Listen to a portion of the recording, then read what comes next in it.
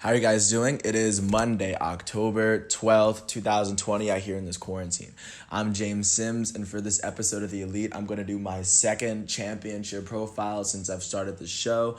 The last one I did was when Bayern Munich won the Champions League, and now with the Los Angeles Lakers beating the Miami Heat in 6 games in the NBA Finals, I'm going to make my second championship profile for The Elite. So just to give you a little bit of context, I'm just going to go through a little bit of what they went through with the season, along with accomplishments and accolades that have been acquired by, of course, by these players, and just show what these players and what this team has earned throughout this season. So just to start out, at the beginning of the season, let's not forget, this is coming off of the season where the Los Angeles Lakers completely missed the playoffs. LeBron James was out for about 1 or 2 months, and then when he got back, a good amount of the younger players were hurt and coming back, and they completely fell out of rhythm, completely missed the playoffs, and Lakers fans went nuts. I mean, they were just pulling every argument out the book, kind of really annoying. With it, like, we expected more. They even did this whole thing where they went to LA Live and they started doing like a protest against LeBron, which I thought was kind of whack. And they took down and they were like defacing his murals, and it really got kind of whack. But during that offseason, first of all, they were able to make the trade for Anthony Davis, and they were able to get him, and the Pelicans were able to put all these different young pieces that the Lakers had around Zion Williamson. And I think that a lot of that worked out in it for the best. A lot of people were saying, the Lakers traded too much for him, or, not one player. He's not going to win a championship because, of course, you have Kawhi and PG teaming up in LA. You have KD going to the Nets. Of course, when he gets healthy, you have the Warriors. There's so many other teams, and people are saying LeBron's washed. He's over the hump. I mean, the Lakers didn't make the playoffs last year, and I can see why people are just like, yeah, he's not. He's in the West now. It's tougher competition. You know, the same old, like the same old. But of course, in this season, the Lakers with Anthony Davis were completely able to turn it around. And even though there were teams with like more than 2 stars, I think now it's pretty spaced out. But of course, in a league where, of course, you have the Clippers with Kawhi and PG, you have the Mavericks with Luka Doncic and Kristaps Porzingis, you have the Rockets with James Harden and Russell Westbrook, the Nuggets with Jamal Murray and Nikola Jokic, the Jazz with Rudy Gobert and Donovan Mitchell, etc., etc. I mean, with those teams, the West is a very strong team. It's a very strong conference. And with that said, the Los Angeles Lakers were able to finish a 52-19 record. Of course, with the quarantine stopped and they didn't finish the full 82 games.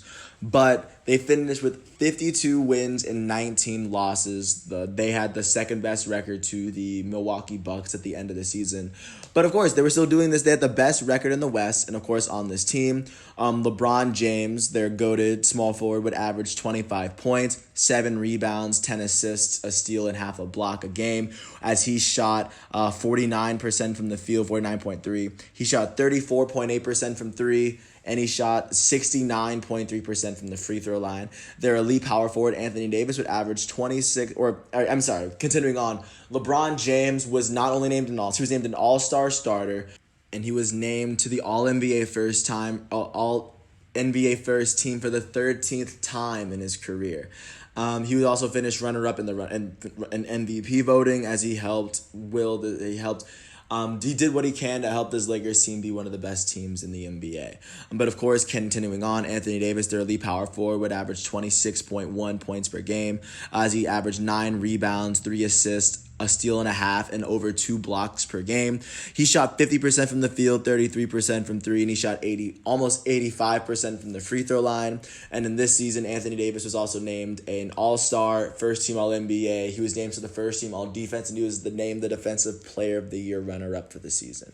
The third leading scorer on the team would be Kyle Kuzma, as he averaged 12.8 points per game on the season, 4.5 rebounds. Additionally, Dion Waiters averaged 11.9 points per game this season, and then on the Lakers, in the 7 games that he played with the Lakers, he averaged 12 points. Kentavious Caldwell-Pope played in 69 of the games, starting 26 of them, averaged 9 points in those games. Danny Green averaged 8 points in 68 games. Avery Bradley averaged 8 in 49 games, as he didn't end up going into the bubble.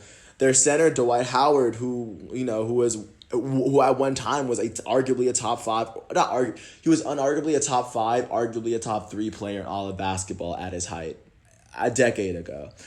He averaged 7 points and 7 rebounds on the season and averaged over a block, doing exactly what the Lakers kind of wanted him to do. Caruso averaged 5 points per game off the bench. JaVale McGee, Shaqtin' a Fool, MVP, had a great season. Rajon Rondo, who they got from the old Celtics, seems he finished averaging 7 points, 3 rebounds, and 5 assists per game. In the 48 games that he played with the Lakers. They'd have Markieff Morris, Talen Horton-Tucker, J.R. Smith for 6 games, Quinn Cook, Troy Daniels, Devontae Cacok for a game, Jared Dudley for 45, Kostas Antetokounmpo, Giannis's brother, and Zach Novelli, who played for 2 games. That's the entire roster. And then following this season at the end, like I said, LeBron James, Anthony Davis, only 2 players to really receive any season awards. They were both, like I said, named All-Stars, both named to the first team All-NBA. Anthony Davis named to the first team defense. And then just continuing on, they finished with the top seed. They ended up facing off against the Portland Trailblazers, who already came off of their tiebreaker series because they had to face the Memphis Grizzlies for the play-in spot for a chance to play the Lakers. So coming off that momentum and Damian Lillard being the MVP of the bubble, the Blazers were able to take the Lakers to the first game, beating them 193. The Lakers were able to beat the Blazers the very next game by 23. Anthony Davis led the way with 31. Then LeBron would lead the Lakers in the next game, beating the Blazers by 8 in Game 3. Then LeBron would score 30 in Game 4 to help the Lakers win by 5. And then Anthony Davis would score 43 to help the Lakers just gentlemen sweep the Portland Trailblazers and go on to the next round. In this round, LeBron averaged 29, or Anthony Davis averaged 29.8 points, 9 rebounds, over 4 assists, over a steal, over a block. LeBron averaged 27 points, 10 rebounds, and 10 assists, averaging over a steal, of course, in that series. As the Portland Trailblazers played incredibly well, that was an incredibly deep team, and some people thought that the Lakers, the way they were playing, would probably get beat, but they weren't. Continuing on, they made light work of the Portland Trailblazers. They went on to face off against the 4th seed Houston Rockets, who implemented an all small ball lineup after trading Clint Capella in the middle of the season to the Atlanta Hawks, after kind of trying to center their offense around Russell Westbrook, James Harden, and all of the 3-point shooters.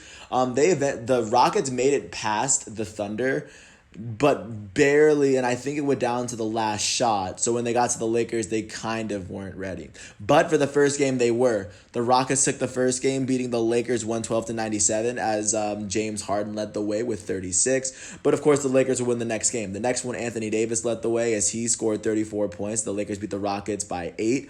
And then in Game 3, the Lakers beat the Rockets by 3 as LeBron chipped in 36. In Game 4, the Lakers beat the Rockets by 10 as Anthony Davis chipped in his 29. And then in the final game, the Lakers would clinch it or would beat them by 23. James Harden led scores, but the Lakers just kind of put it away, put it out of reach. In this series, Anthony Davis and LeBron James would each average 25 points a game and double-digit rebounds. LeBron averaged 25, 10, and 7 with 2 steals and 1.8 blocks. Anthony Davis averaged 25 and 12 with 4 assists, less than a steal and over a block per game. And of course, the other players were playing incredibly well. Kuzma averaged 11 points, Rondo averaged 10, and then Danny Green averaged 9 points. So the Lakers were running incredibly deep throughout the playoffs. That's what I'm saying. Continuing on, they would make it on to face off against the Denver Nuggets, who came back in the prior series. They came back down from down 3-1, first off against the Jazz, and then they beat the Clippers, the team that a lot of people were saying would beat the Los Angeles Lakers. They, of course, did not. But going into this series, everyone kind of had that in mind. This is a very young and a very talented and a very budding Denver Nuggets team that very well could compete for multiple championships down the line. But their run started today. Starting now, the Denver Nuggets cannot, they have to make it this far every single time. You know what I'm saying? But continuing on, the Lakers were able to beat the Nuggets in the first round by 12. Anthony Davis led the way with 37. And then Anthony Davis led the way in Game 2 as the Lakers beat the Nuggets by 2 in Game 2. He's led the way with 31.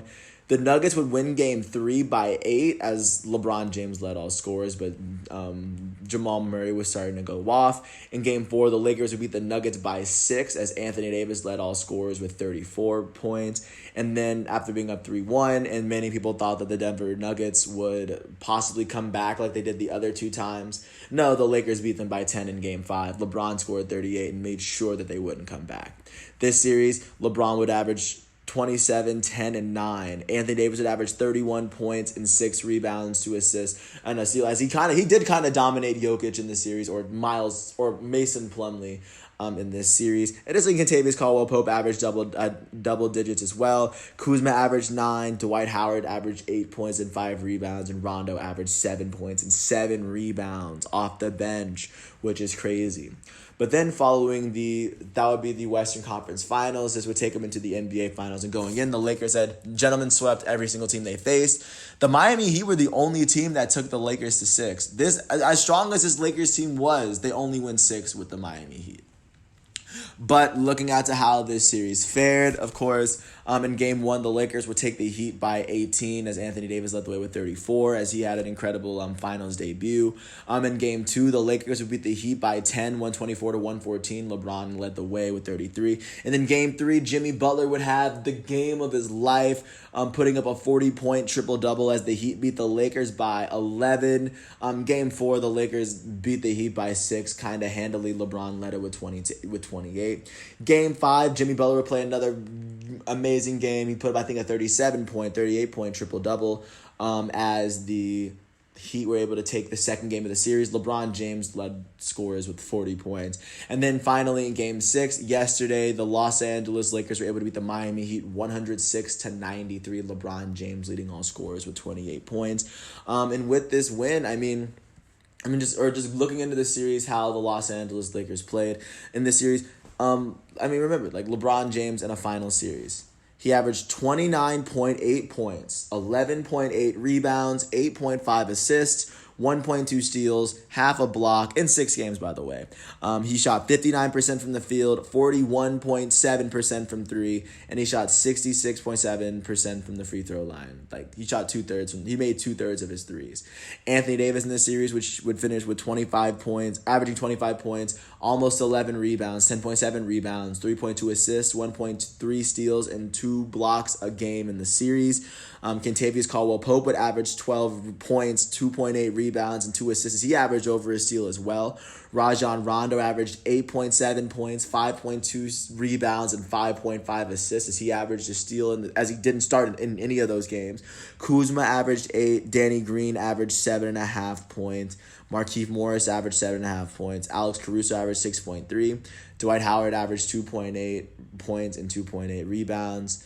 Quinn Cook averaged a point and a half. J.R. Smith he had 3 points in 3 games.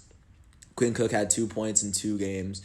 So overall, just an amazing effort overall from an amazing, deep basketball team that was very strong at the top, has very strong starters and a very strong bench. This is one of the very few times you kind of see LeBron being on the better team in an NBA Finals, and I feel like, isn't that kind of, I don't know. I feel like he chose correctly when he chose LA, especially after having to deal with everything last season, when you do consider that this team missed the playoffs last year and added one piece, that piece being Anthony Davis, and then, of course, LeBron adding like the necessary pieces on the bench to help this team go.